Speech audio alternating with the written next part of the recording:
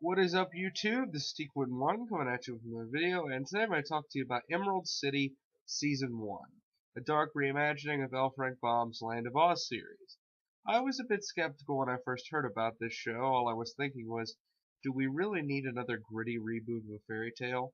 Considering the idea of a dark and gritty companion to a children's fantasy has worked exactly one time. But the trailers intrigued me, so I decided to sit through all 10 episodes, and I've gathered my thoughts on them, and I can safely say that it was a complete waste of time. Fuck this show. Now, it's not all bad, but it's close. To be honest, off the top of my head, there's only a couple of things I liked about it. One, yeah, the locations do look cool, and while Tarsem Singh, the director, seems to have a lot of trouble with the human element, he does have an eye for settings. If you ask me, he should stop directing altogether and just become a location scout.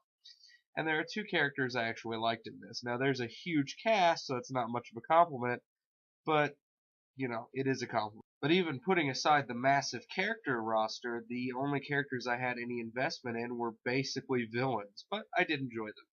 The first is the wizard himself, played by Vincent D'Onofrio, who has always been one of my personal favorite actors, and I think he's super underrated.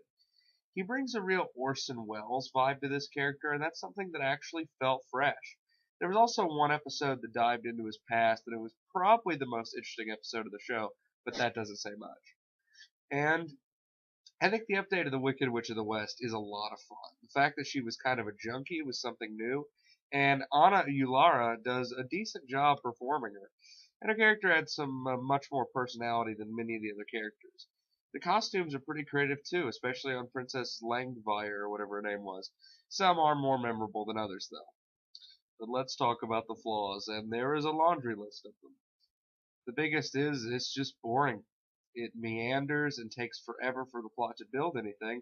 Personally, I think it's debatable that it ever does, and most of the characters we're stuck with just aren't that interesting. Adria Arjona has been good in the past, but I was not buying this version of Dorothy. She's supposed to be the audience character too, and I just couldn't get behind most of her choices. Lucas is also a pretty wooden character, and his bond with Dorothy didn't feel genuine. The other characters could be summed up in one word: bad. How are the witches? Yeah, I didn't like him. How's the Tin Man? He was annoying, and that fucking wood scene was ridiculous. Alright, before I move on, I just gotta bring this up. There is a scene, when I was watching the original movie, I was thinking, you know what this is missing? A scene where someone beats off the Tin Man. And that's what we get here. Whose idea was that? That was fucking stupid. And we get about 5 seconds of the Cowardly Lion, so do with that what you will. Another one of the huge flaws, maybe the biggest, is it makes its central conflict science and sorcery. And, it's just impossible to relate to that, even when something's really high concept, like, say, Star Wars, or fuck it. Even the original Wizard of Oz film, there's something to connect to. Trying to get home, forming these friendships. That's a relatable thing, but science versus sorcery is not. Nobody's ever had that conflict. Again, it's only been done right one time, and that was Prince Caspian. So, all in all, I think that Emerald City it's pretty bad. I know it has its fans. I'm just not one of them. I'm gonna give it a 4.5 out of 10 because it just wasn't for me. The Sequent 1 signing out.